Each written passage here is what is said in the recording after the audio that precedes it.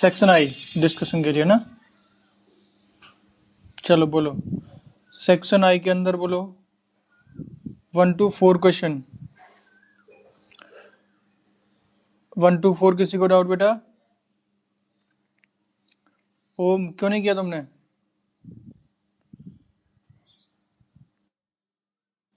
अच्छा I4 I1 हुआ कि नहीं सब बच्चों से? 1 तो हो गया होगा ना, है ना? वेरिएबल इलेक्ट्रिक फील्ड है ना, इस टाइप का क्वेश्चन करा चुके क्लास में। अच्छा ओम क्यों नहीं किया बेटा आपने?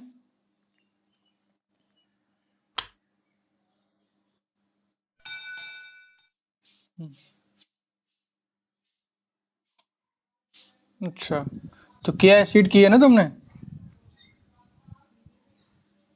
सीट किया कि नहीं तुमने? बोलो। टाइम टू टाइम सीट करते हैं ना, टाइम टू टाइम सीट करते रहो ना। जैसे मैं जिस दिन देता हूँ ना उस दिन हमारे हमारे पास कम क्वेश्चन होते हैं, बाद में करोगे तो सारे सब कुछ डाउटफुल हो जाएगा ना।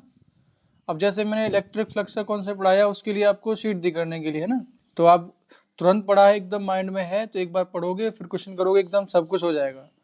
और अगर आपने रख दिया तो वो एक डाउट में बन जाएगा तुम्हारे लिए ना, धीरे धीरे करके ये डाउट इतने बढ़ जाएंगे कि फिर इसको कवर अप करना तुम्हारे लिए मुश्किल हो जाएगा, है ना। तो इस चीज की, इस टाइप की कोई वो मत करना। टाइम टू टाइम रेगुलरली, है ना। सिंसियरिटी और रेगुलरिटी दोनों की जरूरत है इसमें अभी। चलो I4 के बारे में बात करते हैं। इसमें क्या दे रखा है? Select the correct statement. तो फर्स्ट के बारे में बोल रहा था, electric line of forces are always curve close curve. हो सकता है क्या? बोलो, अरे बोलो भाई। फर्स्ट ऑप्शन में क्या बोल रहा है? नहीं हो सकता ना।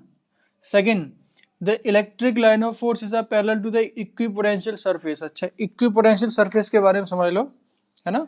अभी इसको कहीं नोट भी कर लेना, वैसे आगे पढ़ाएंगे भी अपन लोग। देखो, इक्विपोटेंशियल सरफेस का मतलब कोई भी ऐसी सरफेस, कोई भी ना, रेगुलर हो सकती है, इरेगुलर सरफेस हो सकती है, जिसके हर एक पॉइंट पर पोटेंशियल सेम होता है, उसको बोलते हैं इक्विपोटेंशियल। ठीक है ना। अभी पोटेंशियल क्या अपन लोग देखेंगे इसको, ठीक है ना। यानी हर एक पॉइंट पर पोटेंशियल क्या होना चाहिए? सेम होना चाहिए।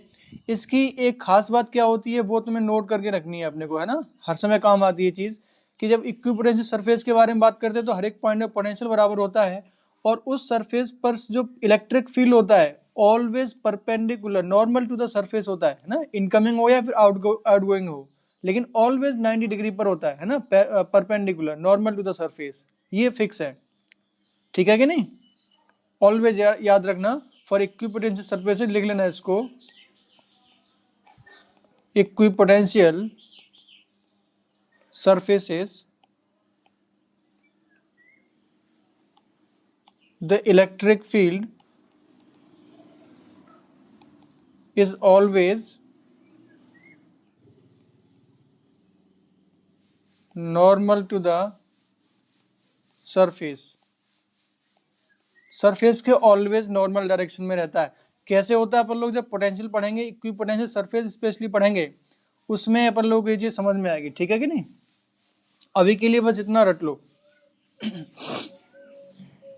दूसरी बात इक्विपोटेंशियल सरफेस के बारे में, जितने भी कंडक्टर्स होते हैं, अगर मैं कंडक्टर्स की बात करूं, ठीक है ना, कंडक्टिंग सरफेस जितनी भी होती हैं, these all are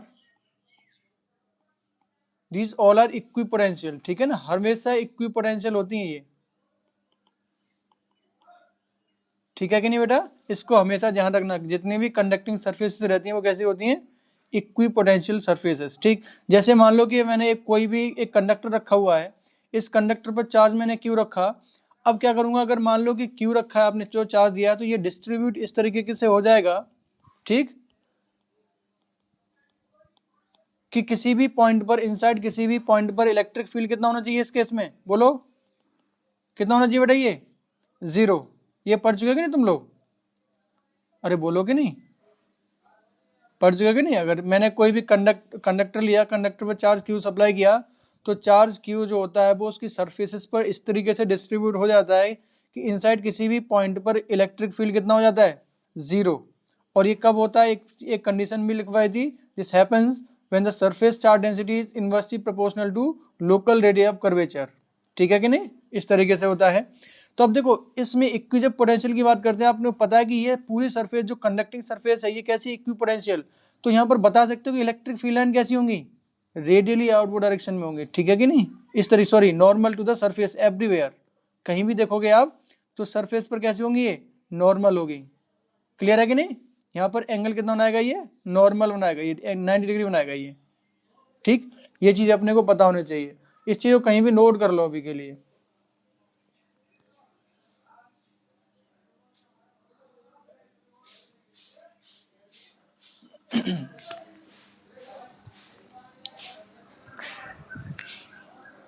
नोट कर लिया बेटा, ये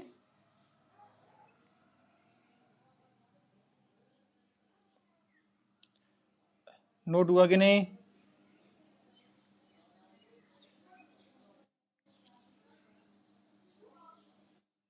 ठीक। अब बता सकते हो इसमें I4 में, अब नेक्स्ट ऑप्शन पढ़ो क्या बोल रहा है, electric line of force are parallel to the equipotential surface. इस स्टेटमेंट के हिसाब से क्या होना चाहिए, गलत है सही है, बोलो गलत है, ठीक है। सी ऑप्शन देखो, सी ऑप्शन भी गलत है, electric line of force are perpendicular to the equipotential surface, correct है ना, ऑप्शन सी सही है कि नहीं, हाँ। डी ऑप्शन देखो इसमें, यानी ऑप्शन सी तो सही हो गया, डी ऑप्शन देखो, डी ऑप्शन में क्या बोल रहा है, the electric line of force is always always the path of the positively charge particle. क्या ये सही है, कहीं सही हो सकता है क्या ये, डी पार्ट के बारे में सोचो आप, है ना, ये भी इंपॉर्टेंट है। डी पार्ट में क्या बोल रहा है, कि ये बोल रहा है कि जैसे अगर मैं पॉजिटिव चार्ज को यहाँ पर छोड़ दूंगा, ठीक है ना, पॉजिटिव चार्ज जिस पाथ पर मूव करेगा उसी डायरेक्शन में इलेक्ट्रिक लाइन ऑफ फोर्सेस होंगी। क्या ये सही है कि गलत है, बोलो। यानी सिंपली ये बोल रहा है कि जो इलेक्ट्रिक फील्ड, जो अगर कोई चार्ज को मैंने किसी पॉइंट पर इलेक्ट्रिक फील्ड रीजन में रख दिया, तो always that follows the electric line of force, यानी इलेक्ट्रिक लाइन ऑफ फोर्स को फॉलो करता है, उसी पाथ पर मूव करता है, उसी के अलोंग मूव करेगा। क्या ये सही है गलत है, पॉजिटिव चार्ज, डी ऑप्शन के बारे में बताओ।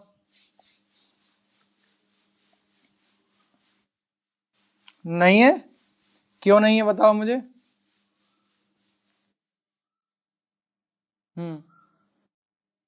नहीं, स्ट्रेंथ को वो बताती है ना। मेरा सवाल आपसे ये है कि जैसे मान लिया कि कोई भी इलेक्ट्रिक लाइन ऑफ फोर्स इस तरीके से जा रही है, यहाँ पर अगर मैंने यूनिट पॉजिटिव चार्ज छोड़ दिया तो कैसे मूव करेगा, क्या इसके अलोंग मूव करेगा कि नहीं मूव करेगा, बताओ। इस लाइन के अलोंग मूव करेगा क्या नहीं करेगा, इलेक्ट्रिक फील्ड लाइन के, सोच के जवाब देना।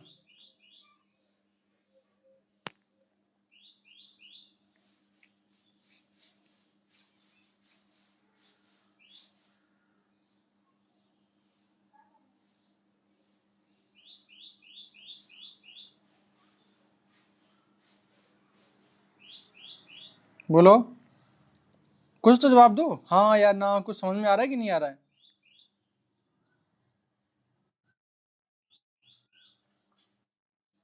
है, नेगेटिव चार्ज की डायरेक्शन में क्या मूव करेगा, अरे गधे, मेरा क्वेश्चन सिर्फ ये है अभी के लिए कि इलेक्ट्रिक फील्ड रीजन है ये, पाथ टेन क्या बोल रहा है ये, पाथ टेंजेंशियल डायरेक्शन में होगा, किसका पाथ टेंजेंशियल डायरेक्शन में होगा, इसका चार्ज, है ना। पाथ ऐसे तुम नहीं कह सकते कि टेंजेंशियल डायरेक्शन, टेंजेंशियल डायरेक्शन में सिर्फ फोर्स होगा उस पर। देखो यहाँ सवाल ये था कि जैसे हमारे पास ये इलेक्ट्रिक लाइन ऑफ फोर्स है, ठीक है, अगर मैंने एक पॉजिटिव चार्ज को यहाँ पर रखा तो होगा क्या कि इनिशियली वेलोसिटी 0 होगी, ठीक है, तो इस पर जो फोर्स आएगा अलोंग दी लाइन आएगी नहीं आएगा, बोलो, ये फोर्स आ जाएगा इलेक्ट्रोस्टैटिक फोर्स Q इंटू ई के बराबर, होना चाहिए कि नहीं होना चाहिए बताओ, बोलो, ठीक है। तो ये इस डायरेक्शन में एक्सेलरेट करेगा along the electric line of force, करेगा नहीं करेगा। लेकिन क्या होगा कि जैसे ही इसके पास कुछ वेलोसिटी आएगी, मान लेते हैं किसी इंस्टेंट पर अभी ये चार्ज पार्टिकल यहाँ पर है, ठीक है, यहाँ पर आ गया, अब इसके पास कुछ वेलोसिटी है इस डायरेक्शन में, फॉर एग्जांपल वेलोसिटी इस डायरेक्शन में, और अब फोर्स लग रहा है इस डायरेक्शन में, ठीक है कि नहीं, इलेक्ट्रोस्टैटिक फोर्स, ठीक है। क्या ये इसी पाथ को फॉलो कर पाएगा तुरंत के तुरंत? बोलो, ऑब्वियसली नहीं कर पाएगा, क्योंकि इसके पास कुछ वेलोसिटी है, एक वेलोसिटी कंपोनेंट इस डायरेक्शन में, एक इसके परपेंडिकुलर डायरेक्शन में कंपोनेंट है। तो फोर्स बेशक इस फील्ड लाइन के अलोंग ही लगेगा, लेकिन जरूरी नहीं है कि ये इसी लाइन को फॉलो करे। हाँ, एक कंडीशन में फॉलो कर सकता है, अगर इलेक्ट्रिक फील्ड लाइन एकदम स्ट्रेट है, अगर कर्व नहीं हो रही है। क्योंकि होता क्या है कि यहाँ पर इसके पास मास यानी इनर्शियल प्रॉपर्टी है। इनर्शियल प्रॉपर्टी का मतलब क्या होता है कि इसके पास एक टेंडेंसी होती है अपनी डायरेक्शन में, जिस जिस डायरेक्शन में मूव कर रहा है उसी डायरेक्शन में मेंटेन करने की, वेलोसिटी को मेंटेन करने की प्रॉपर्टी होती है। ठीक है कि नहीं? जिसकी वजह से ये कर्व्ड पाथ को ये फॉलो नहीं कर पाएगा। इवन कर्व्ड पाथ के अलोंग यहाँ पर फोर्स जरूर लग रहा है, एक्सेलरेशन जरूर है, लेकिन इसको फॉलो करे ये जरूरी नहीं है। ठीक है कि नहीं? अब अगर मान लेते हैं मैं ये बोलता हूँ कि बिल्कुल स्ट्रेट लाइन है पाथ, एकदम जो इलेक्ट्रिक फील्ड लाइन है एकदम यूनिफॉर्म है और स्ट्रेट लाइन है, ठीक, तो इस केस में अगर इस पर मैं पॉजिटिव चार्ज छोड़ दूंगा, डेफिनेटली ये इसी लाइन को फॉलो करता हुआ चला जाएगा। ये बात समझ में आएगी नहीं, बताओ तुम लोगों को? ये बात क्लियर हुई कि नहीं तुम लोगों को? है? चलो अपलोड कर दूंगा वीडियो को मैं, है ना? ठीक है कि नहीं? जो छूट गया उसको मैं अपलोड कर दूंगा यूट्यूब पर, देख लेना उससे, है ना? एक बार तुम भी सोचना इसके बारे में, ठीक है? तो ज्यादा बेहतर होगा। I4 के बारे में बात कर रहे थे अपन लोग, क्वेश्चन नंबर I4।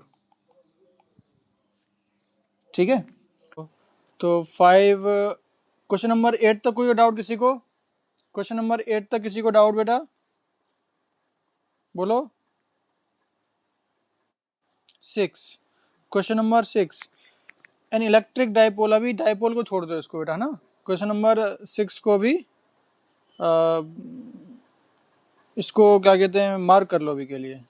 डाइपोल पढ़ाएंगे अभी, अभी जो सेकंड पार्ट आने वाला है ना इसके अंदर, उसमें पढ़ाएंगे डाइपोल को, उसमें समझ में आ जाएगा। ठीक है, चलो और बोलो इसमें अप टू 8 कोई डाउट बेटा किसी को? कोई डाउट नहीं है? अप टू क्वेश्चन नंबर 12, 13 तक बोलो, अप टू क्वेश्चन नंबर 13।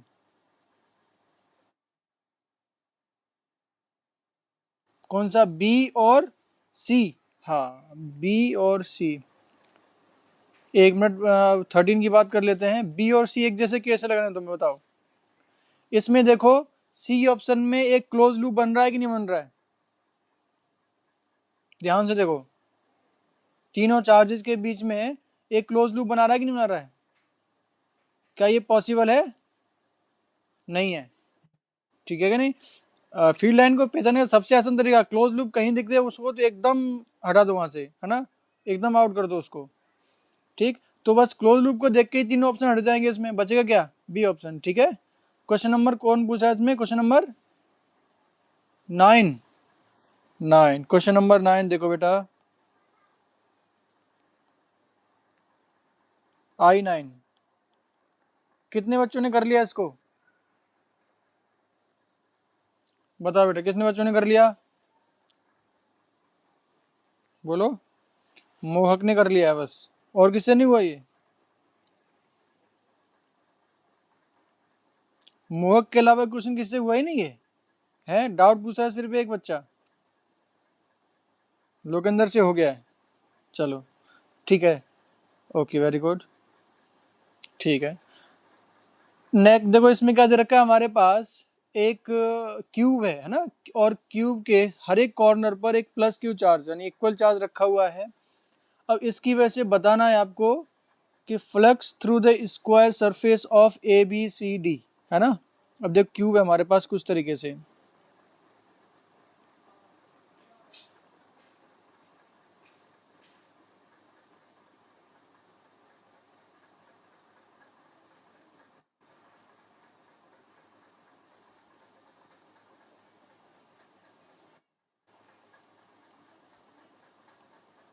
ठीक है? ये क्यूब है, इसकी वर्टेक्स दे रखी है इसमें, ये वाला A B C and D. Charge यहाँ पर हर एक वर्टेक्स पर रखे हुआ है क्यू क्यू के बराबर। इस पर भी क्यू रखा है, यहाँ भी क्यू रखा है, यहाँ भी क्यू, ये भी क्यू, यहाँ भी क्यू, और ये भी क्यू, और ये भी क्यू। ठीक है, इस तरीके से रखा हुआ अरेंजमेंट है। चलो, अब इसकी वजह से पूछा जा रहा है कि एक फेज से, इस जो एबीसीडी वाला फेज है, सिर्फ इस फेज से कितना फ्लक्स पास करने वाला है ये बताना है अपने को। तो क्या मुझे बता सकते हो कि ये जो इस पूरे क्यूब के लिए, किसी भी सरफेस के लिए चार्ज डिस्ट्रीब्यूशन एकदम सेम है कि नहीं, बताओ। अब है, अगर मैं किसी भी फेज को कंसीडर करूं, एबीसीडी या किसी को भी, 6 में से out of 6 any one phase, तो किसी भी फेज के बारे में बात करूं तो हर एक जगह सारे के सारे फेज एकदम सिमेट्रिक है कि नहीं with respect to the charge configuration, बताओ, है कि नहीं। यानी कि अगर आपको ये पता चल जाए कि टोटल फ्लक्स कितना पास करने वाला है इसके थ्रू, तो बता सकते हो कि नहीं, बताओ, बोलो। ठीक है, अब मुझे बताओ कि टोटल फ्लक्स कितना पास करेगा इस सिचुएशन में पूरे क्यूब से, बता सकते हो, बोलो। अतुल कुछ बोल रहा है, जीरो करना चाहिए। चलो, और कोई, Q by epsilon not, absolutely Q by epsilon not. अब मुझे बताओ कारण क्या है इसका, क्यू बाई एप्सिलॉन नॉट क्यों पास करेगा,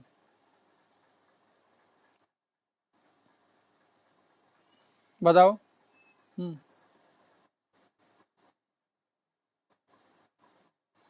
हाँ एब्सोल्युटली, आप ऐसे बोल सकते हो, है ना। ये या फिर ऐसे देखो कि जैसे अभी सारे चार्जेस को हटा दो, सिर्फ एक चार्ज की वजह से देखो, जैसे मान लिया कि मैंने यहाँ पर बी वाले इस पर मैंने चार्ज क्यू रखा हुआ है, इस चार्ज की वजह से कितना फ्लक्स पास करने वाला बता सकते हैं कि नहीं।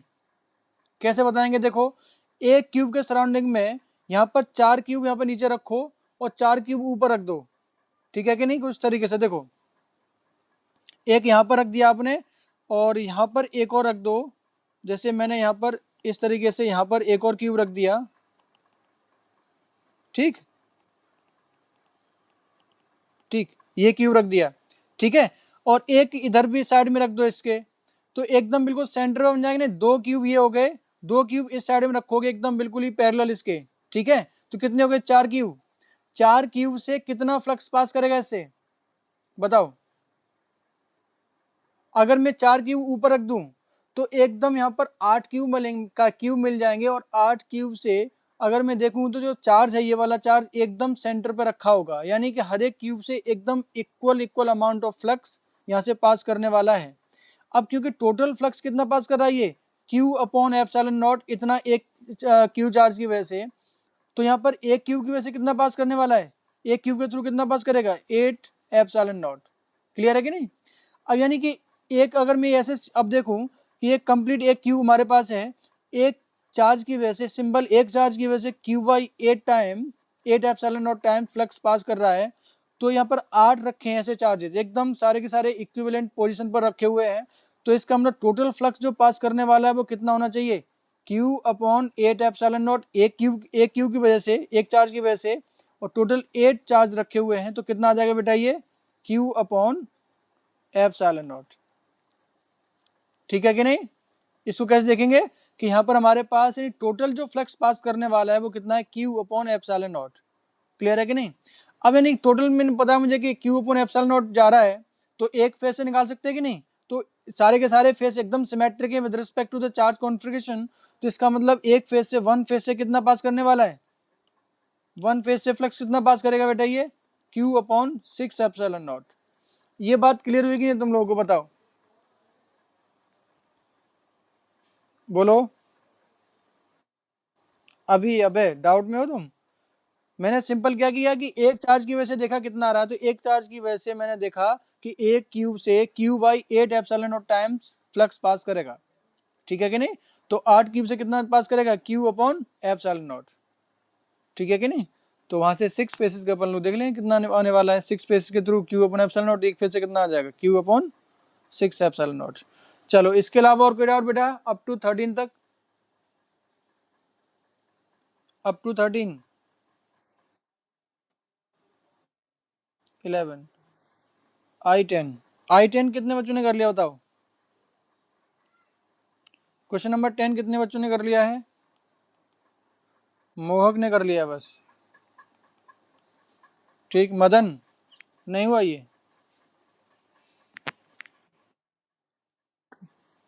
है ट्राई नहीं किए थे, इतना भी चल रहे हो क्या कोरोना में। स्कूल स्कूल जाना नहीं होता है ना? सिर्फ ये 13 क्वेश्चन तुम्हें ट्राई करने थे, वो भी तुम ना कर पाए, ऐसे कैसे काम चलेगा? कि तुम पबजी खेलते रहते हो अभी फ्री हो तो, है ना? सोचते हो कि भाई 10 मिनट पढ़ लेते हैं, फिर कोई कुछ काम तो है नहीं अभी, है ना? कोरोना चल रहा है, लाओ पबजी खेल लेते हैं। ऐसा तो नहीं चल रहा तुम लोगों का, है ना? अभी थोड़ा पबजी से दूर रहो और पढ़ाई पर ध्यान दो, ठीक? चलो, देखो हमारे पास दो कंसेंट्रिक सिलेंडर रखे हुए हैं, ठीक है ना? हॉलो हॉलो कंसेंट्रिक सिलेंडर रखे हुए हैं कुछ तरीके से। एक सिलेंडर यहाँ पर रखा हुआ है, ठीक, और इसकी जो रेडियस है वो गिवन है कितनी, ए के बराबर, और एक सिलेंडर यहाँ पर रखा हुआ है, ठीक, कुछ तरीके से इसकी रेडियस बी अपने को गिवन है।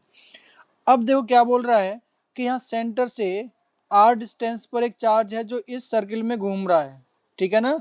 एक सर्कुलर मोशन परफॉर्म कर रहा है, तो पूछ रहा है कि यहाँ पर वेलोसिटी कितनी होनी चाहिए, इसकी जो वेलोसिटी है वी, ये वेलोसिटी कितनी वेलोसिटी से मूव कर रहा होगा जो चार्ज पार्टिकल है वो, ठीक है ना? तो एक चीज देखो यहाँ पर कि जो चार्ज पार्टिकल है इस पर चार्ज अपने पास क्यू गिवन है, तो क्या बता सकते हो कि इस पर फोर्स कितना लगेगा? अगर किसी भी इलेक्ट्रोस्टैटिक रीजन में कोई चार्ज को रखता हूं तो सिंपल फोर्स कितना आता है उस पर, इलेक्ट्रोस्टैटिक फोर्स Q इंटू ई के बराबर।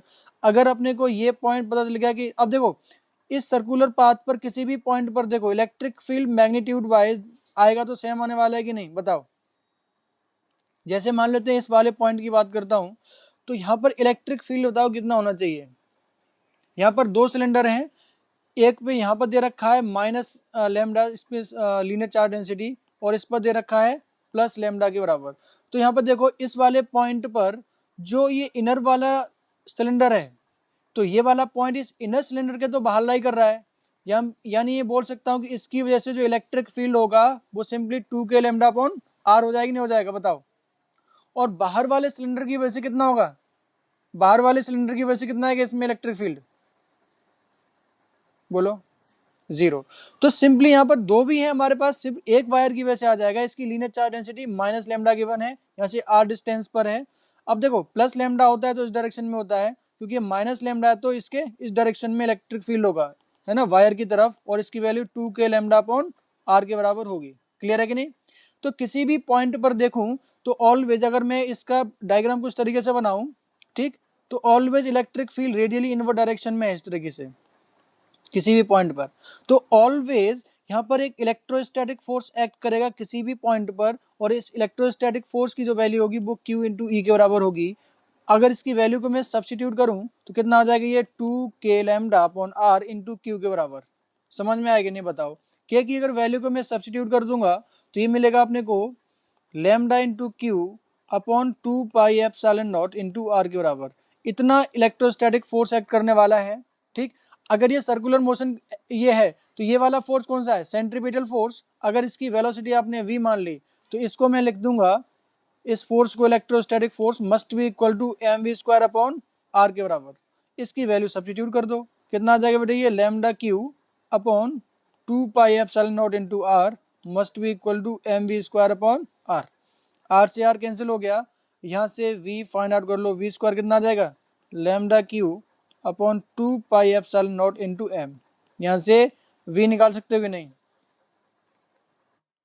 ये क्वेश्चन क्लियर हुआ कि नहीं बेटा, बताओ? कोई बच्चा ऐसा जिसको ये सवाल समझ में ना आया हो?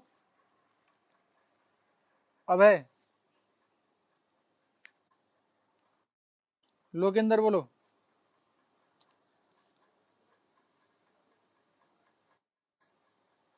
अच्छा चलो, नोट कर लो जिसने नहीं किया ये। नेक्स्ट क्वेश्चन की कौन सा बताना है, बोलो? 11, 11 मतलब काफी बच्चों का डाउट है 11 में, है ना? वैसे है कुछ नहीं इस क्वेश्चन नंबर 11 के अंदर, फिर भी तुम लोगों को डाउट है इसमें। स्लाइड को राजू बताइए। चलो I11 देखो, इसमें 11 देखो कि आपके पास इस तरीके से एक सर्कुलर पोर्शन है, यहाँ पर मदन ने कर लिया है, चलो मदन से ही पूछेंगे अभी इसको, ठीक है। इसकी रेडियस अपने पास गिवन है कितनी, कैपिटल आर के बराबर, यहाँ से 4r की डिस्टेंस पर कितना, ये 4r, 4r की डिस्टेंस पर एक चार्ज क्यू रखा हुआ है सेंटर से इसके, ठीक है। ठीक, अब बोल रहा है कि इससे जो फ्लक्स पास कर रहा है, जो पास क्रॉस कर रहा है, इसका मैग्नीट्यूड पता है कितना दे रखा है इसने, 5, यानी 5 क्रॉस कर रहा है इसकी वजह से, इस चार्ज की वजह से जो फ्लक्स क्रॉस करने वाला है वो कितना है इस सर्किल से, 5 के बराबर। अब क्या बोल रहा है ये कि यहाँ पर आपने एक हेमीस्फेरिकल सरफेस तरीके से रखी हुई है, ठीक है, एक हेमिस्फेयर रख दिया इस तरीके से, एक हेमिस्फेयर रखा हुआ है कुछ तरीके से, यहाँ पर ये क्लोज हो गया एक सरफेस ये, ठीक, और एक कर्व्ड सरफेस ये जो बन रही है इसकी वजह से, तो एक यहाँ पर एक क्लोज सरफेस मिल रही है अपने को। तो आपसे पूछा जा रहा है कि इस सरफेस से, कर्व्ड सरफेस से कितना इलेक्ट्रिक फ्लक्स पास करेगा, और साथ में इसने वेक्टर भी दे रखा है, एरिया वेक्टर दे रखा है, taking the direction of the area vector along the outward normal to the normal as a positive, यानी कि इसके आउटवर्ड डायरेक्शन में एरिया वेक्टर है, ये पॉजिटिव है, ठीक है ना, ये this is the area vector of the curve surface. Total area, projected area तो इतनी बराबर आएगी, नहीं आएगा, ठीक है कि नहीं, इफेक्टिव एरिया जो आने वाला है इसकी वजह से वो कितना आने वाला है। अब देखो यहां से पाई क्रॉस कर रहा है, ध्यान दो इसमें 5 फ्लक्स क्रॉस कर रहा है, तो बता सकते हो कि इस सरफेस से भी कितना फ्लक्स क्रॉस करेगा ये, बताओ बताओ भाई, 5 क्रॉस करेगा नहीं करेगा। तो हो क्या रहा है कि अगर मैं इसको एनक्लोज्ड मानता हूं, तो जितना इधर से फ्लक्स इंटर कर रहा है उतना इस वाली सरफेस से फ्लक्स बाहर की तरफ जा रहा है, क्लियर है कि नहीं। और टोटल अगर मैं ओवरऑल देखूं तो कितना जा रहा है, फ्लक्स 0। लेकिन इसने पूछा है इस क्लोज सॉरी इस हेमिस्फेरिकल सरफेस से कितना फ्लक्स पास कर रहा है, तो क्योंकि इसने वेक्टर की फॉर्म में पूछा है तो आपको प्लस माइनस भी ध्यान में रखना होगा, ठीक है। अब इसमें बताओ कि यहाँ इस सरफेस से फ्लक्स एंटर कर रहा है या एग्जिट कर रहा है, बोलो, जो कर्व सरफेस पे, इस पर कर्व सरफेस पर ये एंटर कर रहा है या एग्जिट कर रहा है, फ्लक्स एंटर कर रहा है, ठीक है कि नहीं। जब भी कहीं सरफेस पर एंटर करता है उस फ्लक्स को पॉजिटिव लिखते हो नेगेटिव लिखते हो, नेगेटिव, क्लियर है कि नहीं। जब एग्जिट करता है वहां से पास करता है, ठीक है, लीव आउट करता है उस समय पॉजिटिव, और जब इंटर करता है वहां पर नेगेटिव। तो ऑप्शन क्या होना चाहिए इसका, क्या ऑप्शन होना चाहिए, -5। चलो और बोलो इसमें, इसके अलावा किसी को डाउट इसमें बेटा, चलो तो अभी अपन लोग ऑलमोस्ट नया चैप्टर शुरू करने वाले हैं, हालांकि इलेक्ट्रोस्टैटिक का पार्ट ही है ना, इलेक्ट्रोस्टैटिक का पार्ट ही है, लेकिन हम इसको पार्ट 2 का नाम दे रहे हैं, ठीक है ना, इलेक्ट्रोस्टैटिक पार्ट 2।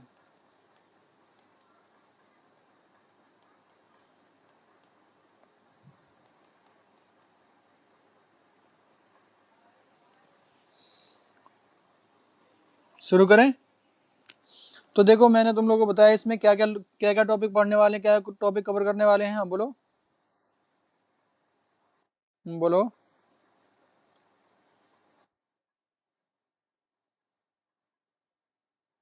हम्म हम्म। हाँ हाँ हाँ, डायरेक्शन, डायरेक्शन सिमेट्री से देख लेते हैं किसी भी, आप देखो, जैसे मान लो कि आपके पास ये सिलेंडर है, ठीक है ना, ये इस तरीके से। अब इस सिलेंडर को जो, क्योंकि इन्फाइनेटली लॉन्ग है कि नहीं इधर हर एक डायरेक्शन में, तो यहाँ पर अपन लोग बोल सकते हैं कि बहुत सारे ग्रुप ऑफ इन्फाइनेट वायर है कि नहीं, ये ग्रुप ऑफ इन्फाइनेट वायर है कि नहीं, ये बोलो। जैसे अगर मैं एलिमेंटल एक वायर कंसीडर करूं, अब इन्फाइनाइट वायर की वजह से किसी भी पॉइंट पर इलेक्ट्रिक फील्ड कैसा होता है, रेडियल डायरेक्शन में, ठीक है ना। हाँ चलो, तो देखो इलेक्ट्रोस्टैटिक्स के अंदर पार्ट 2 के अंदर क्या क्या पढ़ने वाले अपन लोग। पहला टॉपिक अपन लोग इलेक्ट्रिक पोटेंशियल पढ़ेंगे, ठीक है ना, इलेक्ट्रिक पोटेंशियल, काफ़ी ब्रॉड टॉपिक है, ये भी अच्छा टॉपिक है, ठीक। उसके बाद अपन लोग इलेक्ट्रोस्टैटिक पोटेंशियल एनर्जी पढ़ेंगे, ठीक है कि नहीं, पोटेंशियल एनर्जी,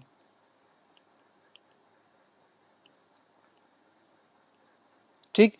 इसमें नेक्स्ट टॉपिक पढ़ेंगे इलेक्ट्रिक डाइपोल,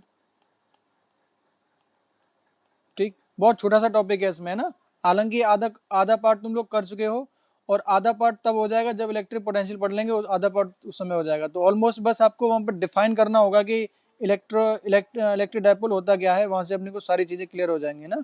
लेकिन क्योंकि ये क्योंकि क्वेश्चन के हिसाब से कुछ इंपॉर्टेंस रखता है, इसलिए इसको अलग से टॉपिक कवर करते हैं इसको, ठीक है।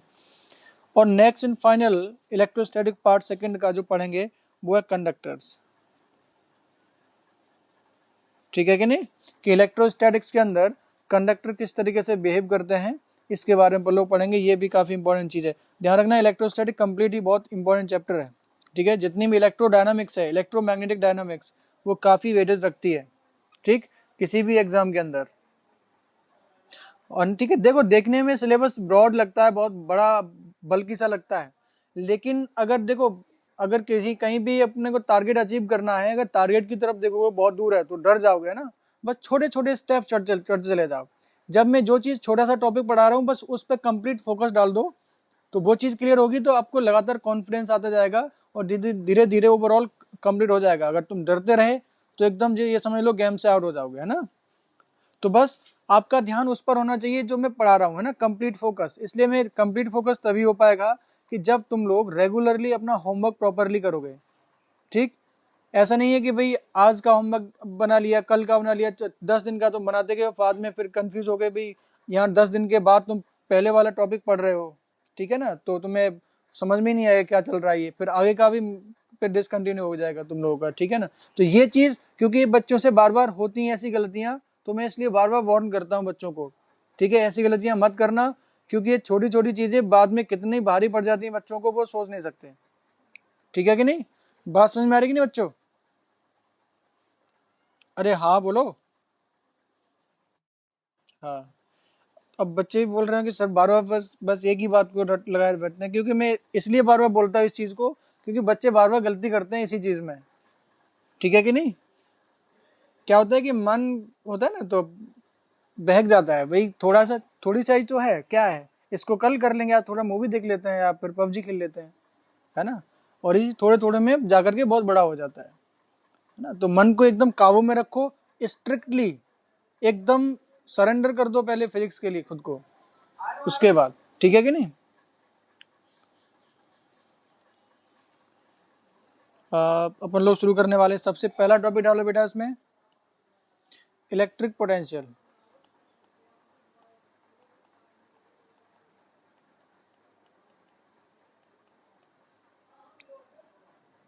इलेक्ट्रिक पोटेंशियल, ठीक है, इसको डिनोट करेंगे अपन लोग वी से।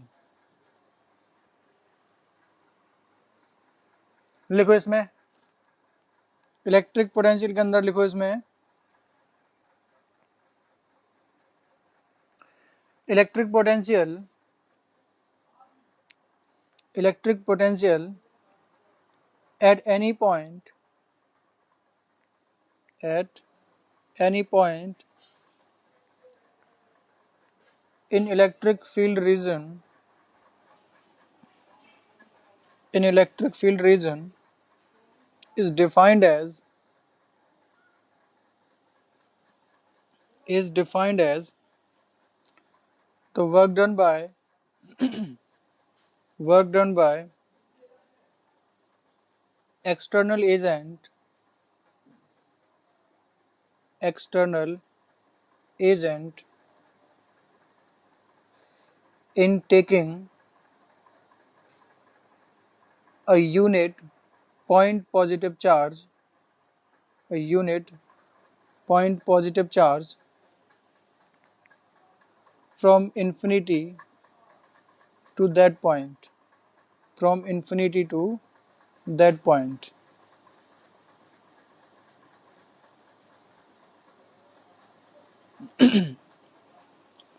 नोट कर लिया बेटा ये,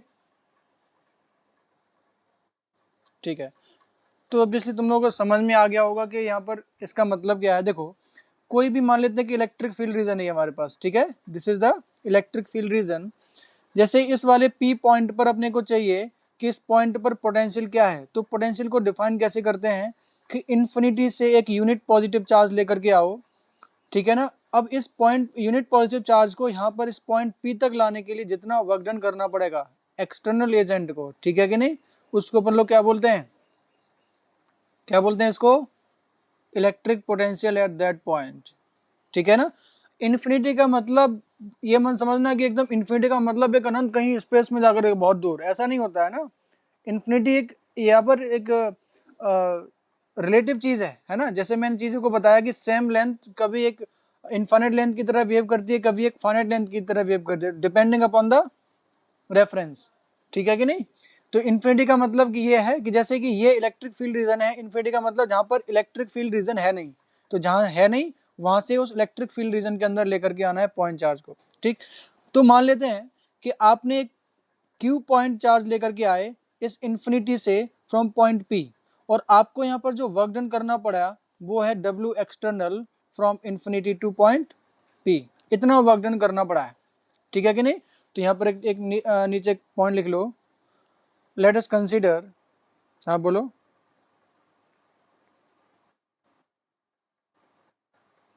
बिल्कुल बिल्कुल, कहीं से भी ले आओ, इन्फिनिटी का मतलब इन्फिनिटी होता है ना, ठीक है कि नहीं। इन्फिनिटी का मतलब जहां पर इलेक्ट्रिक फील्ड लाइन है नहीं, खत्म हो रही है, चाहे वो कहीं भी खत्म हो रही हो, समझ गए कि नहीं। अभी क्वेश्चन करेंगे उसको समझ में आ जाएगा। अभी लिखो इसमें, लेट अ चार्ज क्यू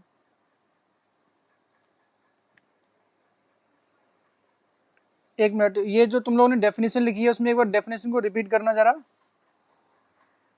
कोई बच्चा एक डेफिनेशन को रिपीट करो।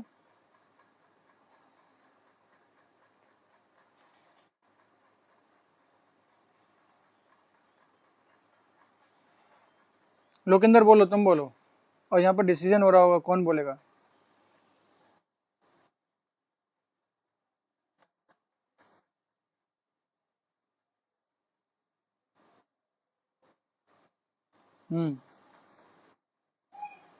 To that point without changing its kinetic energy, इसको भी इंक्लूड कर लो, ठीक है ना। इसके आगे ही without without changing its kinetic energy, ठीक है ना। यानी कि यहां से यहां तक लेके आना है लेकिन उसकी काइनेटिक एनर्जी को चेंज नहीं करना है, यानी कि उसकी जो भी वेलोसिटी है उसको बहुत स्लोली स्लोली लेकर के मूव करके लेके आना है इस पॉइंट तक, ठीक है।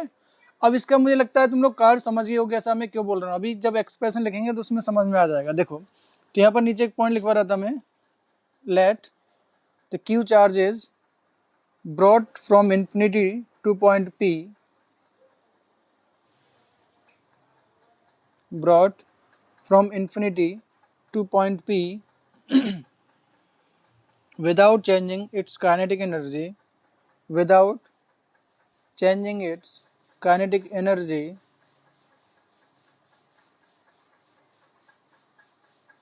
then the work done by external agent is work done by external agent is W external, W external, ठीक है। कितना वर्क डन किया बेटा ये, W external from infinity to point P, ये वर्क डन है।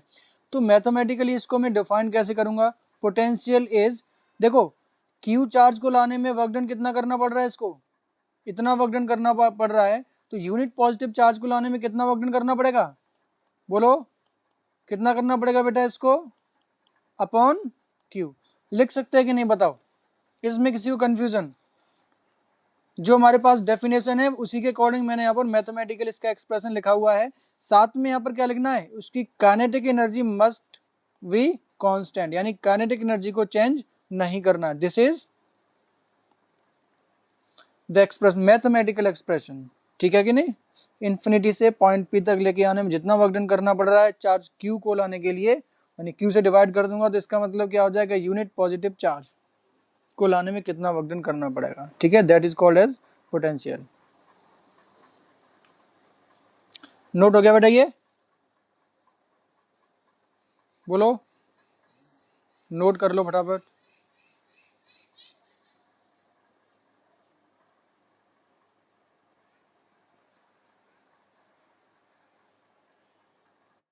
बोलो।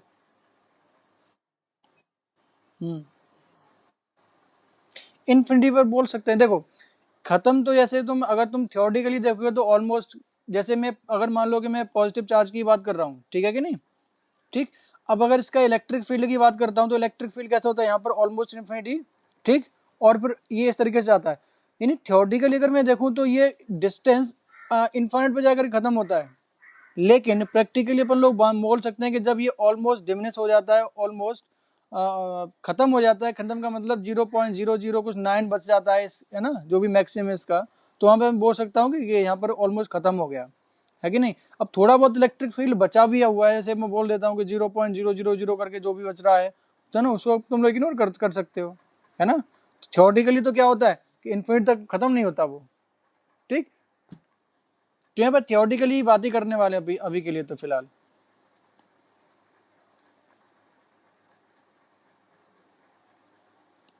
नोट कर लिया बेटा, ये नोट कर लिया कि नहीं? चलो हाँ, अब इसकी यूनिट बताओ क्या होगी इसकी यूनिट। ये है क्या, वर्क डन पर कूलम है कि नहीं, है ना। तो अपन लोग बोल सकते हैं जो हमारे पास जो इसकी यूनिट आने वाली है क्या, work done per unit charge है कि नहीं है। यानी इसकी जो जो हमारे पास यूनिट होती है वो क्या होती है, जूल, ठीक। इसकी कितनी होती है, कूलम। तो इसको मैं लिख सकता हूं जूल पर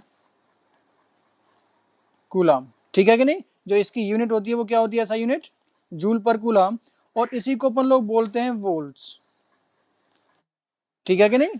जूल पर कूलम को अपन लोग क्या बोल देते हैं, वोल्ट। दिस इज ऐसा यूनिट, लिख लेना इसको।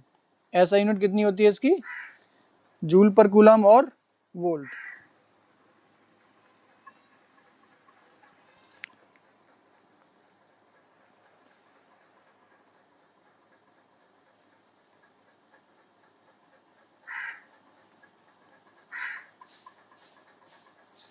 नोट कर लिया बेटा ये।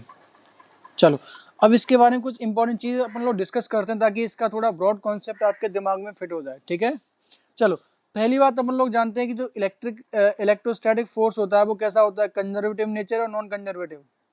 कैसा होता है, कंजर्वेटिव इन नेचर। इसका जो ब्रॉड सेंस होता है वो क्या मतलब होता है इसका, कि अगर आप इलेक्ट्रोस्टैटिक फोर्स के अगेंस्ट जो भी वर्क डन करोगे, है ना, वो डिसिपेट नहीं होगा, वो स्टोर होगा in form of its potential energy. Clear है कि नहीं, यही होता है ना मतलब इसका कंजर्वेटिव फोर्सेस का, है ना, कि कंजर्वेटिव फोर्सेस के अगेंस्ट जो भी वर्क डन करते हैं वो कहां पर स्टोर हो जाता है, उसकी पोटेंशियल एनर्जी में स्टोर हो जाता है, कि सारा का सारा वर्क डन, ठीक है। अब देखो वापस से मैं मैकेनिक्स की तरफ जाता हूं। जैसे कोई ये ऑब्जेक्ट है, इस पर आपने फोर्स लगा दिया कुछ एफ, ठीक है।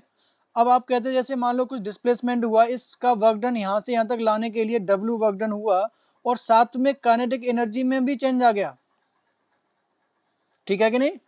तो जैसे अगर मैं कहूं कि यहाँ पर जो वर्क डन आ रहा है, जो भी जो वर्क डन कर रहा है ये फोर्स, ठीक। जैसे मैं कहता हूं कि जहां पर काइनेटिक एनर्जी कुछ थी, यहाँ पर के फाइनल हो गई।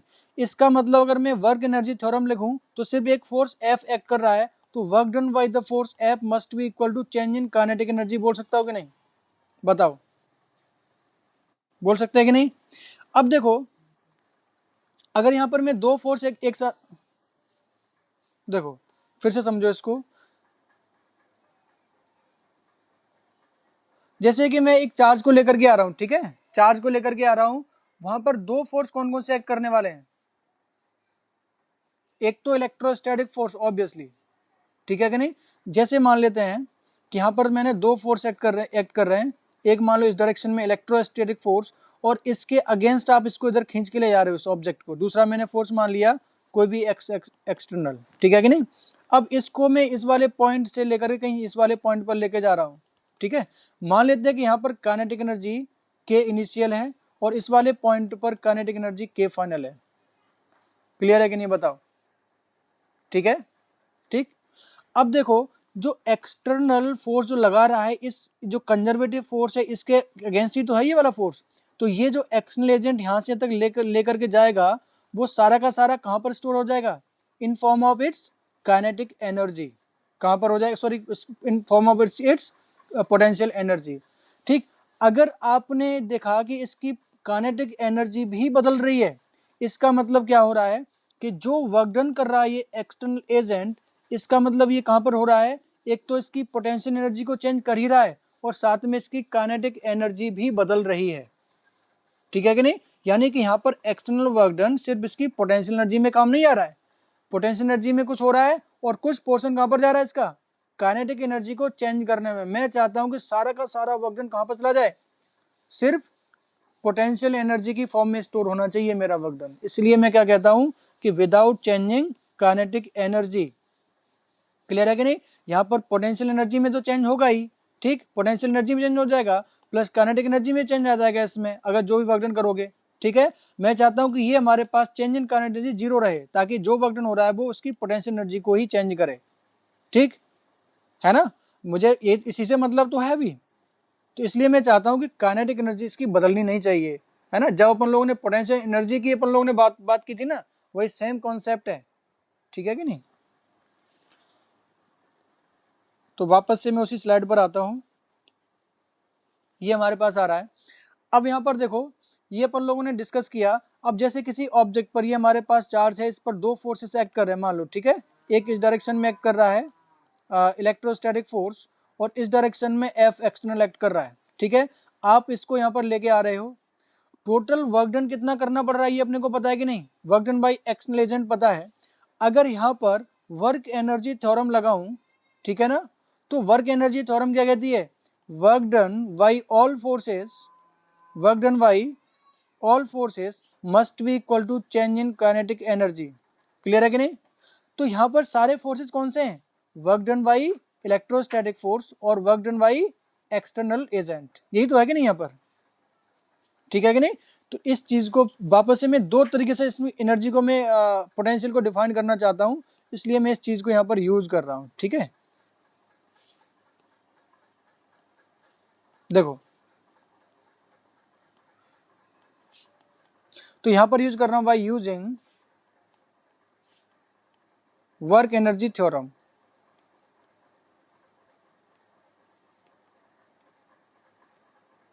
वर्क एनर्जी थ्योरम यूज करूंगा, इस ऑब्जेक्ट पर कौन कौन किस किस का वर्क डन आएगा, हमें ये क्या होता है, work done by all forces equal to change in kinetic energy.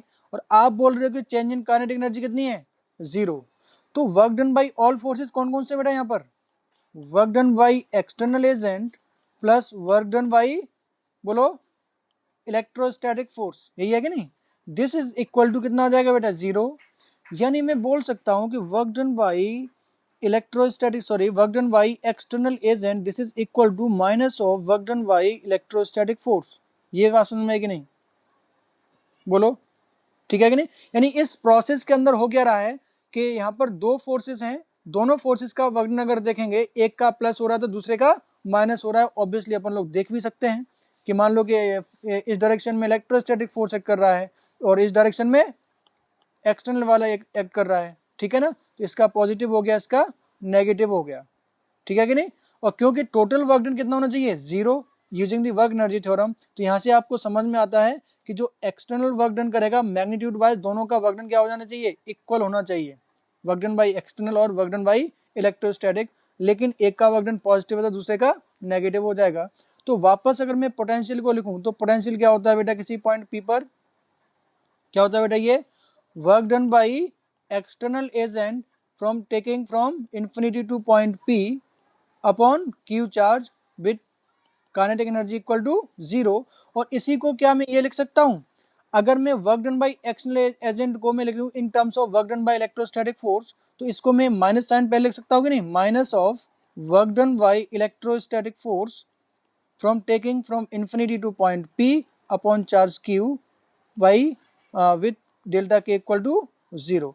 यानी इसको दो टर्म्स में लिख सकते हैं अपन लोग, in terms of external agent work done by external agent, in terms of work done by electrostatic force also, ठीक है कि नहीं।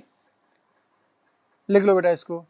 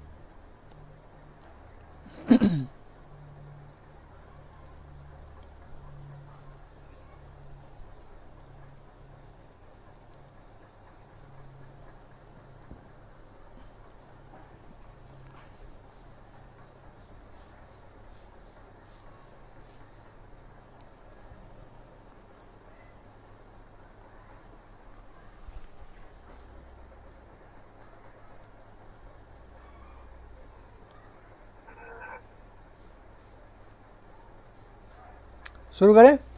वो नोट कर लिया था नहीं तुम लोगों ने? अभी नहीं कर पाया था। नहीं कर पाया नहीं था? कर पाए। चलो फिर लिख दूं मैं। तो पहली चीज तो अपन अपन लोगों ने ये डिफाइन किया था by using work energy theorem. Energy theorem इस पूरी प्रोसेस के लिए, यानी चार्ज को इन्फिनिटी से लेकर के पी पॉइंट तक लेकर के आना है, तो वहाँ पर दो वर्क डन होंगे, work done by external agent plus work done by electrostatic force. ठीक है, this is equal to change in kinetic energy, और आपको पता है कि चेंज इन काइनेटिक एनर्जी कितनी बताइए? 0। तो यहाँ से समझ में आता है कि एक्सटर्नल वर्क डन जो होगा this is equal to minus of work done by electrostatic force. ठीक है कि नहीं? यानी कि जो हमारे पास पोटेंशियल की जो डेफिनेशन थी, किसी पॉइंट पी पर पोटेंशियल अगर डिफाइन करना है, that can be written as work done by external agent in taking the charge q from the infinity to point p upon q। ठीक है ना, यूनिट पॉजिटिव चार्ज से लिखना है ना, विद डेल्टा के equal to 0। This also can be done as, इस external work done can be done as minus of work done by electrostatic force, यानी इसको मैं लिख सकता हूँ minus of work done by electrostatic force in taking the q charge from infinity to point p upon q with delta के equal to 0। इस तरीके से अपन लोग, यानी दो तरीके से इसको लिख सकते हैं, in terms of work done by external agent, in terms of work done by electrostatic force. ठीक है कि नहीं? सर हाँ बोलो। सर अगर जो इलेक्ट्रोस्टैटिक फोर्स है उसकी भी डायरेक्शन एक्सटर्नल फोर्स लग रहा है उसी में हो फिर? हाँ चलो, क्या ये संभव है? बताओ, सोच के देखो। जैसे मान लो कि आपके पास ये चार्ज q है, ठीक है, अगर इलेक्ट्रिक फोर्स इस डायरेक्शन में लग रहा है और आपने अगर एक्सटर्नल फोर्स भी इसी डायरेक्शन में लगा दिया, तो इस डायरेक्शन में एक्सेलरेशन कितना हो जाएगा बेटा? बोलो, हो जाएगी नहीं हो जाएगा? यानी लगातार वेलोसिटी क्या होगी? इसकी चेंज होगी। मुझे चाहिए कि वेलोसिटी को चेंज नहीं करना है, इसकी वेलोसिटी को चेंज नहीं करना है। वेलोसिटी को चेंज न करने का मतलब नेट फोर्स इस पर क्या होना चाहिए? 0, ऑलवेज 0। समझ में आएगी नहीं? ठीक है कि नहीं? यानी कि Yes, sir. हाँ, दोनों ही केस हैं, चाहे जो कोई केस हो, आपको अपोजिट फोर्स लगाना पड़ेगा। यानी इलेक्ट्रोस्टैटिक को जस्ट फोर्स को बैलेंस करने के लिए उसके अपोजिट डायरेक्शन में फोर्स लगा के चलना पड़ेगा आपको। ठीक है ना? बात क्लियर होगी नहीं बेटा? Yes sir.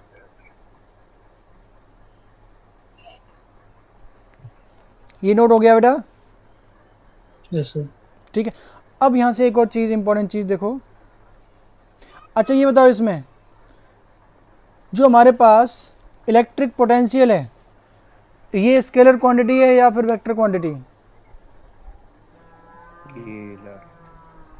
बट डरे डरे क्यों बोल रहे हो? स्केलर क्यों बोल रहे हो? है ना, सीधे बोलो स्केलर, है ना, कॉन्फिडेंस के साथ। देखो जो पोटेंशियल आ रहा है वो क्या है? वर्क डन ही तो है एक्चुअली में, work done per unit charge ही तो है ये। ठीक है ना? और वर्क कैसा होता है? क्या होता है वर्क? क्या होता है बोलो? स्केलर क्वांटिटी होती है कि नहीं? अल्टीमेटली पोटेंशियल जो है ना वो है क्या? वर्क डन ही तो है ना ये, फॉर यूनिट चार्ज के लिए वर्क डन है ये, तो work done is a scalar quantity. तो इतने कंफ्यूज होकर क्यों बोल रहे? एकदम कॉन्फिडेंस के साथ बोला करो, है ना, कि वर्क डन है ये, और वर्क डन क्या होता है? Scalar quantity. That means the potential is also a scalar quantity. चलो वापस से एक और चीज देखते हैं यहाँ पर। समझो, जैसे कि मान लो कोई इलेक्ट्रिक फील्ड रीजन है, ये वाला, ये हमारे पास इलेक्ट्रिक फील्ड रीजन है, ये पॉइंट पी है। ठीक है, अब इस पॉइंट को मैं यहाँ पर मान लेते हैं कि इस वाले पॉइंट पर जो पोटेंशियल है ये अपने को गिवन है वीपी। इस वीपी का मतलब क्या है? इसका सिग्निफिकेंस क्या है? इसका मतलब ये हो गया कि अगर इस वीपी को मल्टीप्लाई कर दूं, यहाँ से मैं इस रिलेशन से देखूं कि डब्ल्यू एक्सटर्नल वर्क है ना, work done from infinity to P, है ना, बाई टेकिंग के इक्वल टू 0, ये वर्क डन कितना हो जाएगा बेटा, ये Q इंटू वीपी होगा कि नहीं होगा। और इसी तरीके से मैं लिख सकता हूं कि जो work done by electrostatic force है, कहां से कहां तक के लिए, इन्फिनिटी से पी तक लाने के लिए, और ये कितनी हो जाएगी बेटा, ये कितनी हो जाएगी, ये माइनस Q इंटू वीपी।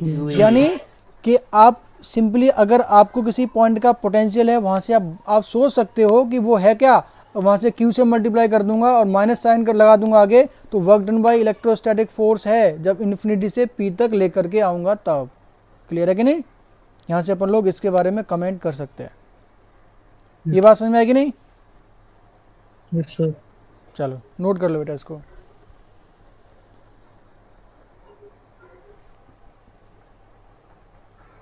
अच्छा एक बात तो, चलो यहाँ पर सोच के जवाब देना, ठीक है, इस चीज को सोच के जवाब देना।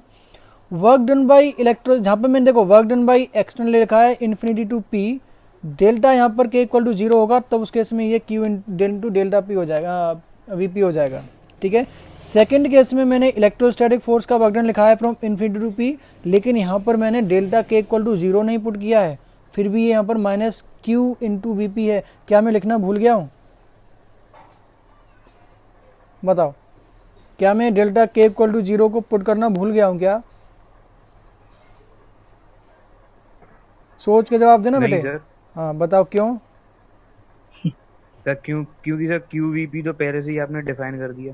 अरे गधे, तो ऊपर ये नहीं देखा कि डेल्टा के 0 होना चाहिए, डेल्टा के इक्वल टू 0 होना चाहिए। वो तो पहले ही डिफाइन कर दिया ना सर आपने। नहीं मैंने यहाँ नहीं डिफाइन, यहाँ मैंने सिंपल ये बोला कि आपके पास पोटेंशियल किसी पॉइंट का पी का पता है, ठीक है, अगर minus Q into V P करूंगा तो ये क्या मिलेगा आपको, work done by electrostatic force from infinity to P के लिए मिलेगा नहीं मिलेगा। सर इसे ऐसे भी देख सकते हैं सर, राउंड ट्रिप में कंजर्वेटिव फोर्स का वर्क डन 0 होता है तो। राउंड ट्रिप की बात नहीं करनी है अपने को, है ना, अभी हम राउंड ट्रिप का इन्फिनिटी से पी तक लेके जाना है। देखो पहली बात, कंजर्वेटिव फोर्स के बारे में फिर से देख लो, ध्यान दो। कंजर्वेटिव फोर्स का मतलब होता है कि जैसे एक पॉइंट यहाँ पर है, बी पॉइंट यहाँ पर है, ठीक है ना, तो कंजर्वेटिव फोर्स के ए पॉइंट से बी तक का जो वर्क डन होगा वो ऑलवेज पाथ डिपेंडेंट नहीं होता, ये इनिशियल और फाइनल पोजीशन पर ही डिपेंड करता है। चाहे तुम इसको ऐसे लेकर के आओ, ऐसे लेकर के आए, ऐसे लेकर के आए, कैसे भी लेकर के आओ। यानी कि यहाँ पर देखो इलेक्ट्रोस्टैटिक फोर्स जो है वो कैसा है, कंजर्वेटिव इन नेचर है कि नहीं है, बताओ।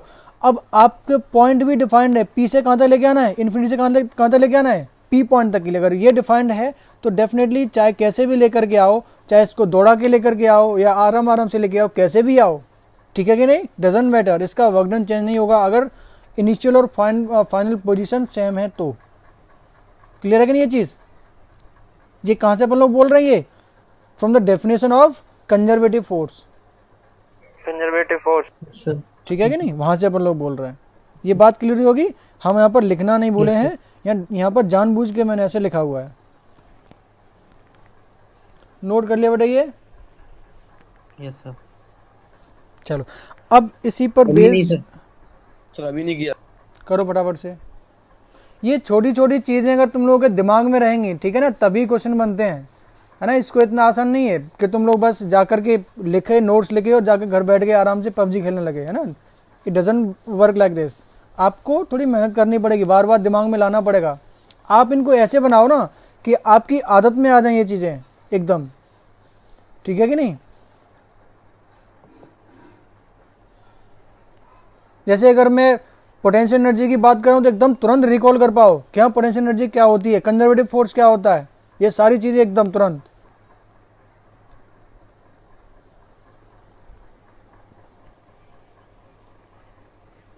नोट हो गया बेटा ये। Yes sir. चलो आगे चलें। तो फटाफट से एक क्वेश्चन लिख लो शानदार सा।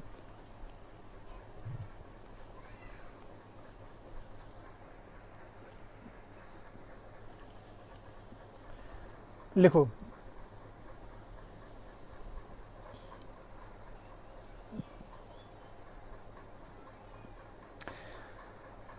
लिखो work done by external agent,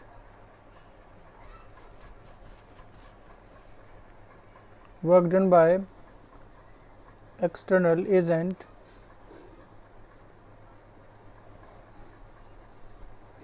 to bring the charge of 3 microcoulomb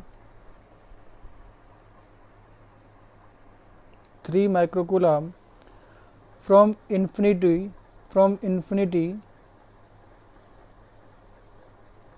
to a point A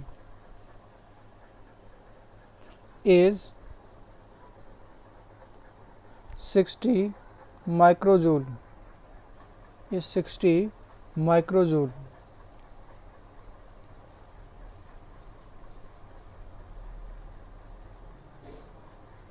Without changing its kinetic energy. जब भी मैं एक्सटर्नल की बात करूंगा तो ऑलवेज मेंशन करना पड़ेगा कि डेल्टा के क्या होना चाहिए, 0 without changing its kinetic energy. Find first लिखो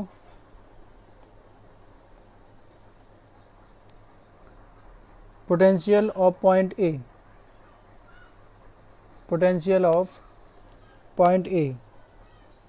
इलेक्ट्रिक पोटेंशियल लिखना, ठीक है ना. पोटेंशियल का मतलब क्या है यहाँ पर, electric potential of point A, यानी अपने को चाहिए वी ए कितना है.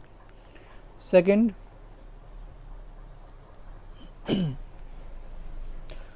Work done by electrostatic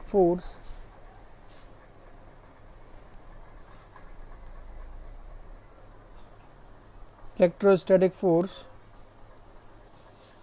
for moving from point A to infinity.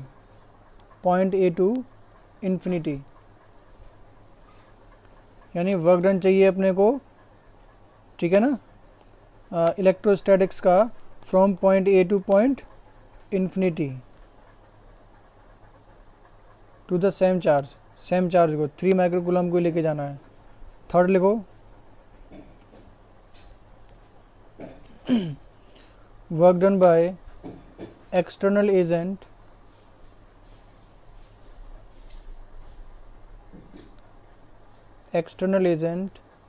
To bring 5 microcoulomb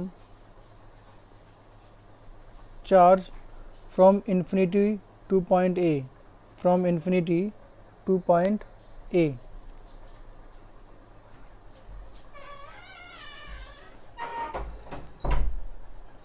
Infinity to point A. Fourth part लिखो इसका. if 5 microcoulomb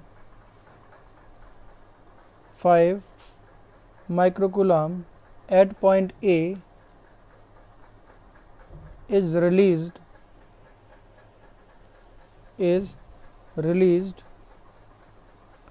then find its kinetic energy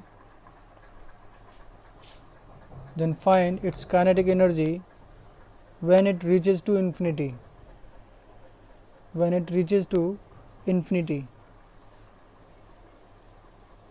note कर लिया बेटा क्वेश्चन.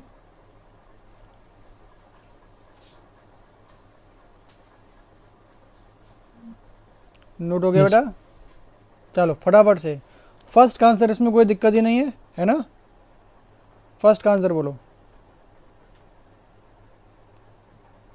आप 2 volt है 20 volt 20 volt. Work done by action agent पता है कि नहीं, इन्फिनिटी से पी पॉइंट तक है ना. यहाँ पर डेल्टा के कितना रखा है आपने, 0, और इसके लिए जो वर्क डन आया वो कितना है, 60 माइक्रोजूल.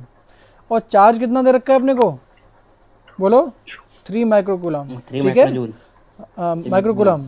तो पोटेंशियल कितना हो जाएगा बेटा, वर्क डन ये वाला आ जाएगा अपने, ये आ जाएगा 60 माइक्रोजूल पर 3 माइक्रोकूलम. माइक्रो से माइक्रो कैंसिल हो गया, कितना आ जाएगा बेटा, 20 वोल्ट. यानी पॉइंट ए का जो पोटेंशियल है, इलेक्ट्रिक पोटेंशियल है, वो कितना है, 20 वोल्ट. ठीक है, 20 वोल्ट लिखूं या फिर जूल पर कूलम लिखूं, एक ही बात है नहीं. बोलो. Yes sir. नेक्स्ट सेकंड वाला क्या पूछ रहा है आपसे, work done by the electrostatic force, इसको कहां से कहां तक ले जाना चार्ज को, सेम चार्ज को ए से लेकर जाना है इन्फिनिटी तक, इन्फिनिटी। ठीक है ना। 60 तो जूल आपको पता है कि 60, वर्क डन 60 है 60 आएगा कि -60 आएगा, सोच के दे दो। -60 आएगा सर। तो 60 आएगा। -60। 60 प्लस का। अच्छा प्लस का 60 60 आएगा। कितने बच्चे बोल रहे हैं बताओ, मेरा हाथ खड़ा बहुत करो। है सर। रेजर मदन बोल रहा है बहुत 60 माइक्रोजूल, और मेरा अच्छा अच्छा काफ़ी बच्चे चलो 60 बोल रहे हैं। अच्छा माइनस वाले कितने हैं, -60 माइक्रोजूल होगा, ये कितने बच्चे हैं। सब लोगों ने अपना स्टेटमेंट बदल लिया है, सब +60 पर आ गए। +60 है सर। चलो समझ में आना चाहिए ना कि देखो यस सर। ये क्या बोल रहा है इसमें, क्वेश्चन में क्या बोल रहा है, अपने को ए से इन्फिनिटी जाना है ना। मैंने बताया था कि work done by electrostatic force from infinity to point A, क्या होता है बेटा ये -Q इंटू VA, होगा कि नहीं होगा। और अगर जस्ट इसका उल्टा करोगे, ठीक, अगर इसका मैं उल्टा करूंगा, work done by electrostatic force from A to infinity, ये कितना हो जाएगा, प्लस में आ जाएगा Q इंटू VA। अब चार्ज अपने को पता है, पोटेंशियल पता है, चार्ज कितना है 3 माइक्रोकूलम्स, ठीक है कि नहीं, 3 माइक्रोकूलम्स इंटू पोटेंशियल गिवन है 20 वोल्ट्स, कितना आंसर आ जाएगा बेटा ये, प्लस का 60 माइक्रोजूल। क्लियर है कि नहीं, ये सेकंड का आंसर हो गया। किसी को बेटा तकलीफ इसमें, बोलो। चलो थर्ड वाला बताओ। 12 वोल्ट। थर्ड में आपसे क्या पूछा जा रहा है, 5 माइक्रोकूलम को लेके आना है इन्फिनिटी से पॉइंट ए तक, ये बोला ना ए तक। हाँ। तो इसमें किसका वर्कडन पूछना है, वर्कडन भाई एक्सटर्नल एजेंट। External agent. तो विद डेल्टा के इक्वल टू 0 लिखा है कि नहीं आपने, मोवक का आंसर आ रहा है 100 माइक्रोजूल। देखो work done by external agent from infinity to A, 100 microjoule. ठीक है, इन्फिनिटी टू ए 100 आएगा सर, 100। विद डेल्टा के 100 इक्वल टू माइक्रोजूल। 0, ये कितना होता है ये बोलो, प्लस में Q इंटू VA। Q पता है कि नहीं अपने को, Q कितना है, कितने चार्ज को लेके आ रहे हैं 5 माइक्रोकूलम को, तो 5 माइक्रोकूलम्स इंटू माइक्रोकूलम पता है अपने को, इंटू VA कितना गिवन है 20, ये कितना आ जाएगा इसमें 100 माइक्रोजूल। किसी को तकलीफ बेटा क्वेश्चन नंबर 3 तक, किसी को तकलीफ इसमें। तो ध्यान रहे कि जब मैं Q इंटू VA बोलता हूं, Q into VA is the work done by external agent, ठीक है, कहां से, इन्फिनिटी से ए तक लाने के लिए विद डेल्टा के equal to 0, this is always fixed, ठीक है कि नहीं। फोर्थ पार्ट बोलो, फोर्थ पार्ट का आंसर क्या है, इसमें क्या है कि ये पॉइंट ए है। देखो इस क्वेश्चन के अंदर आपसे क्या पूछा जा रहा है कि आपके पास एक इलेक्ट्रोस्टैटिक रीजन है, पॉइंट ए है, यहाँ इसका पोटेंशियल अपने को गिवन है कितना, ये 20 वोल्ट, इस पॉइंट पर चार्ज रखा आपने कितने 5 माइक्रोकूलम। अगर इसको मैं रिलीज करता हूँ और जब ये चार्ज पहुँचता है इन्फिनिटी पर जा करके, तो इन्फिनिटी पर काइनेटिक एनर्जी कितनी होगी, ये आपसे पूछा जा रहा है। कैसे करोगे बोलो, वर्क एनर्जी थ्योरम से। वर्क एनर्जी थ्योरम, ठीक है कि नहीं। देखो 100 माइक्रोजूल। 100 माइक्रोजूल, 100 माइक्रोजूल। 100 देखो। माइक्रोजूल ऐसा। हाँ देखो यहाँ पर जो वर्क डन आएगा वो किसका आएगा, सिर्फ क्योंकि आपने एक्सेलरेशन नहीं, आपने जस्ट रिलीज कर दिया है, यानी कि जो भी फोर्स लगने वाला है वो सिर्फ इलेक्ट्रोस्टैटिक फोर्स है कि नहीं इस पर, बताओ।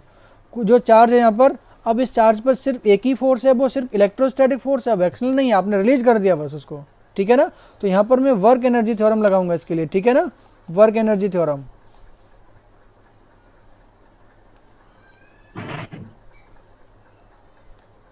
वर्क एनर्जी थ्योरम क्या होता है, work done bye all forces, यहाँ पर सिर्फ एक ही फोर्स है, वो कौन सा, इलेक्ट्रोस्टैटिक फोर्स, ठीक है, equal to change in kinetic energy, यानी कि जो भी चेंज इन काइनेटिक। अब देखो चेंज इन काइनेटिक एनर्जी क्या मतलब होता है, के फाइनल माइनस के इनिशियल, ठीक है कि नहीं। के इनिशियल कितना है बताओ, इनिशियली आपने रिलीज किया हुआ उसको रेस्ट से, ठीक है, इनिशियल कितना है बेटा ये 0। ठीक, तो ये हमारे पास हो गया 0, यानी जो K फाइनल है this is equal to work done by electrostatic force.